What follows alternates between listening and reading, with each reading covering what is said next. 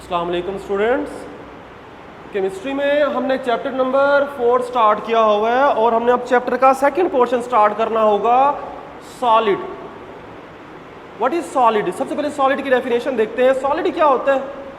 Solid actually हमारे पास matter की एक टाइप है जो कि डेफिनिट शेप और डेफिनिट वॉल्यूम रखता है। ये हार्ड होता है, जैसे बोर्ड मार्कर है, तो ये सॉलिड की एग्जांपल है।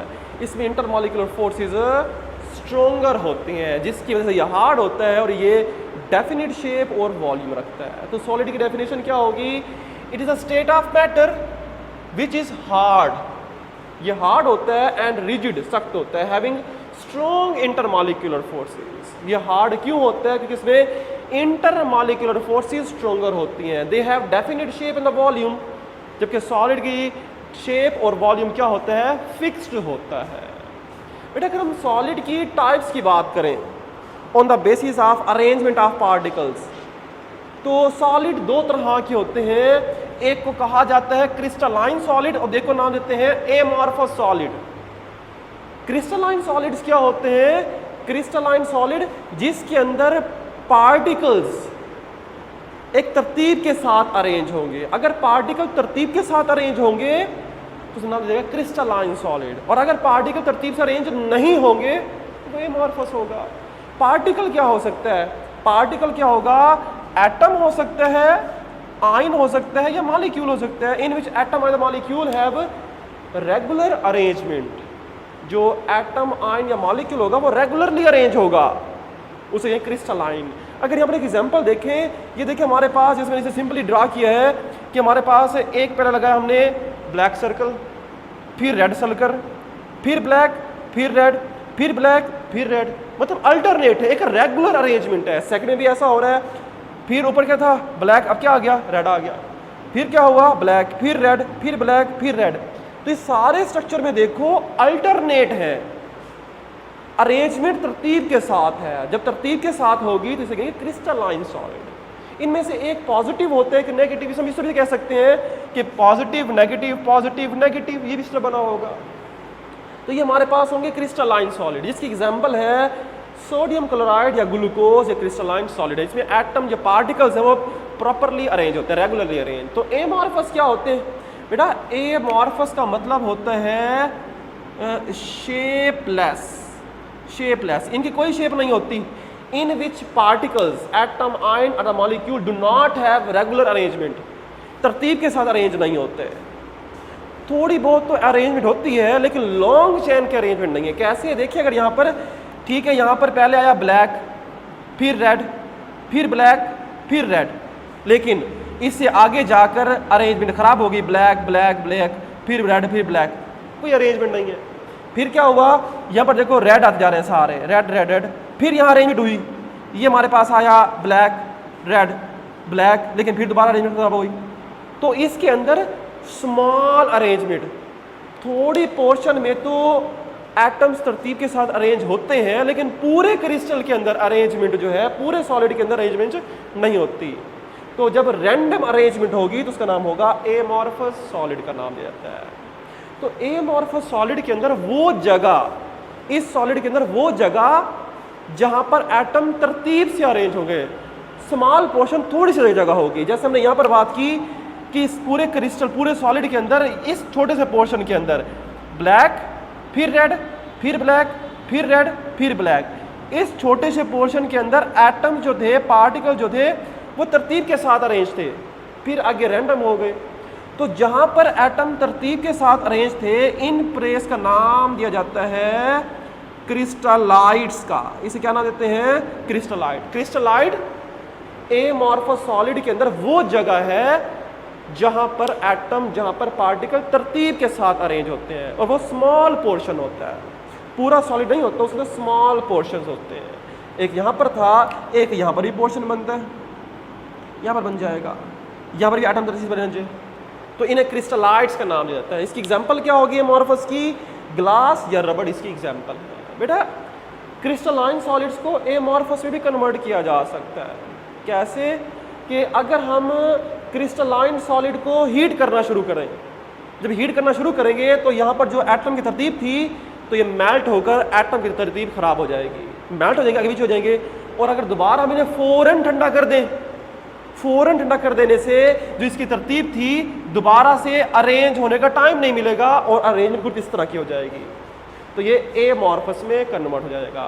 तो हम क्या करें इसे, हमारे पास हम इसे जब हम क्या करते हैं क्रिस्टलाइन सॉलिड को हीट करते हैं और फिर क्या करते हैं हम इसे सडन अचानक से कूल तेजी के साथ ठंडा कर देते हैं। जब तेजी से ठंडा करेंगे बेटा, जब हीट करते हैं तो इनमें जो पार्टिकल्स हैं वो डिस्प्लेस आगे पीछे हिल जाते हैं, इंटरमॉलिक्यूलर वीक हो जाती है ना, लिक्विड में कन्वर्ट होना शुरू हो जाएगा। जब अचानक से दोबारा ठंडा करेंगे तो इन पार्टिकल्स को दोबारा इस तरह अरेंज होने का टाइम नहीं मिलता और इस तरह की अरेंज होती है, तो ये एमॉर्फस में कन्वर्ट हो जाते हैं। तो क्रिस्टलाइन को एमॉर्फस में भी कन्वर्ट किया जा सकता है। हमने जो पढ़ना होगा वो हमने पढ़ना होगा क्रिस्टलाइन सॉलिड्स के बारे में, जिसमें एटम की तरतीब से होते हैं, जिसमें एटम जो है वो तरतीब से जुड़े होते हैं। तो प्रॉपर्टीज देखते हैं, प्रॉपर्टीज ऑफ क्रिस्टलाइन सॉलिड्स। ये शार्ट क्वेश्चंस में आते हैं। क्रिस्टलाइन सॉलिड्स की प्रॉपर्टीज, पहली प्रॉपर्टी है क्रिस्टलाइन सॉलिड की के जियोमेट्रिकल शेप, इनकी जो शेप है वो फिक्स्ड होती है। जैसे सोडियम क्लोराइड है क्यूबिक स्ट्रक्चर रखता है, इनकी जो बेटा जियोमेट्रिकल शेप है वो शेप क्या होगी, they have definite 3 dimensional arrangement. इनमें जो इनकी शेप है वो 3D स्ट्रक्चर होता है और शेप फिक्स होती है। दे हैव डेफिनेट फेसेस, इनकी जो साइड्स कॉर्नर है वो भी फिक्स होते हैं, एंड एंगल, और जिनमें एंगल होते हैं वो एंगल भी क्या होते हैं, फिक्स्ड रहते हैं। इवन के अगर हम इन क्रिस्टलाइन सॉलिड्स को ग्राउंड पाउडर में कन्वर्ट कर दें, पहले क्रिस्टल था, पाउडर में कन्वर्ट कर दें, तब भी इनके जो फेसेस और एंगल हैं वो फिक्स्ड ही रहते हैं, चेंज नहीं होते हैं। Angle and the faces do not change even it ground powder form, ठीक है, ग्राउंड पाउडर में भी कन्वर्ट कर दिया जाए। बेटा इसका पहली प्रॉपर्टी होगी नंबर 2। दूसरी प्रॉपर्टी की बात करते हैं melting point. Melting point, crystalline जो सॉलिड्स हैं इनका मेल्टिंग पॉइंट फिक्स्ड होता है, ये इनकी इंपॉर्टेंट प्रॉपर्टी है, और इस मेल्टिंग पॉइंट की बेस पर ही हम कंपाउंड को अलग करते हैं। तो they have definite melting point, के मेल्टिंग पॉइंट फिक्स हैं। जैसे सोडियम क्लोराइड है उसका मेल्टिंग पॉइंट फिक्स है, और and can be identify on their basis of melting point. अब आपके पास एक क्रिस्टलाइन सॉलिड दिया हुआ है, बताना है कि वो कौन सा सॉलिड है, आप उसे मेल्ट कर लो। वो एक खास टेम्परेचर के ऊपर मेल्ट होता है। और जैसे हमारे पास सोडियम क्लोराइड है, तो सोडियम क्लोराइड आई थिंक ये मेल्ट होता है 850 डिग्री सेंटीग्रेड के ऊपर। 850 आई थिंक 850 डिग्री सेंटीग्रेड में मेल्ट होता है। तो अगर वो सब्सटेंस 850 के ऊपर मेल्ट हो रहा है तो आप कहोगे वो NaCl होगा। मतलब जितने भी क्रिस्टलाइन सॉलिड्स हैं उनके मेल्टिंग पॉइंट फिक्स्ड है। तो कोई भी सॉलिड आपके पास दिया हुआ है उसे आपको मालूम नहीं है कि वो कौन सा है, अननोन सॉलिड है, क्रिस्टलाइन सॉलिड है, उसे मेल्ट कर लो। जिस टेम्परेचर पे वो मेल्ट होगा वो टेम्परेचर नोट कर लो, और टेबल के अंदर हमारे पास टेबल होता है, वहाँ से देख लो कि क्या मेल्टिंग पॉइंट आ रहा है। अगर 850 है तो इट मीन वो क्या सब्सटेंस है, NaCl होगा। तो they have definite melting point and can be identified, और इन्हें शनाख्त किया जाता है इनके मेल्टिंग पॉइंट के बेस पर। बेटा नंबर 3, तीसरी प्रॉपर्टी एनआइसोट्रॉपी, ये इंपॉर्टेंट प्रॉपर्टी है। क्रिस्टलाइन सॉलिड जो है ये एनआइसोट्रॉपिक होते हैं। एनआइसोट्रॉपिक क्या होते हैं, ये ऐसे सॉलिड जिनकी प्रॉपर्टीज चेंज हो जाएं डायरेक्शन चेंज कर देने से, उन्हें कहते हैं anisotropic element, anisotropic solid. Some crystalline solid show different physical properties with different direction. मतलब हम क्रिस्टलाइन कुछ सॉलिड हैं, अगर हम उसकी डायरेक्शन चेंज करेंगे तो उनकी फिजिकल प्रॉपर्टीज भी चेंज हो जाएंगी। ऐसा क्यों होता है बेटा, ऐसा क्यों होता है? इसे समझने के लिए दोबारा मैंने वो स्ट्रक्चर ड्रा किया है। ये देखें, ये हमारे पास क्रिस्टलाइन सॉलिड में क्या होता है, एटम तरतीब के साथ अरेंज होंगे। जैसे मैंने यह किया, पहले ब्लैक, फिर रेड, फिर ब्लैक, फिर रेड, मतलब पहले पॉजिटिव फिर नेगेटिव, फिर पॉजिटिव फिर नेगेटिव, फिर दोबारा क्या हुआ, ब्लैक था फिर रेड आ गया, फिर ये हमारे पास ब्लैक। तो अगर हम बात करें पैरेलल की, अगर हॉरिजॉन्टल बात करता हूँ, अगर मैं इस तरफ इस डायरेक्शन पे देखूंगा तो एटम की अरेंजमेंट क्या है, ब्लैक रेड, फिर ब्लैक फिर रेड, ये हमारे पास फिर ब्लैक फिर रेड, ये अरेंजमेंट होगी। लेकिन अगर मैं डायरेक्शन को चेंज कर दूंगा, अगर मैं इसे यहां से स्टडी करना शुरू कर दूं, डायरेक्शन चेंज कर दूं, अब बताओ एटम की तरीके में क्या होगी। अगर मैं इसे यहां से स्टडी करना शुरू कर दूंगा तो अरेंजमेंट ये बनेगी, क्या होगा, ब्लैक ब्लैक ब्लैक। तो एटम की अरेंजमेंट, एटम की तरतीब चेंज हो गई ना। पहले था ब्लैक रेड ब्लैक रेड, अब क्या आ रहा है, अब सिर्फ आ रहा है ब्लैक ब्लैक ब्लैक।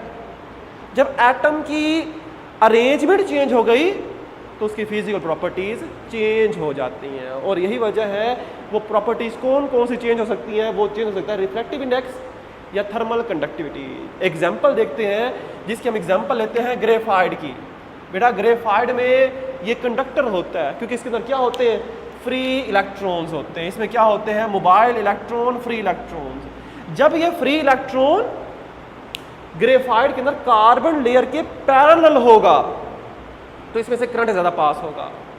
जबकि अगर ये इलेक्ट्रॉन इन कार्बन के लेयर के वर्टिकल होगा तो करंट कम पास होगा। क्यों, अभी बता दिया आपको, क्योंकि एटम की अरेंजमेंट चेंज हो जाती है। तो इसे हम किसे लिखेंगे, electrical conductivity graphite is greater in one direction than the other because mobile electron move easily parallel to its layer. जब मोबाइल इलेक्ट्रॉन और कार्बन की लेयर आपस में पैरेलल होंगी तो ये मोबाइल इलेक्ट्रॉन आसानी के साथ मूव कर सकेगा, तो इलेक्ट्रिकल कंडक्टिविटी ज़्यादा होगी। और अगर कार्बन की लेयर्स हो जाए परपेंडिकुलर कॉलम की फॉर्म में तो इलेक्ट्रॉन जो है वो इजीली मूव नहीं कर पाएगा। जब इजीली मूव नहीं कर पाएगा तो उसकी कंडक्टिविटी भी कम हो जाएगी।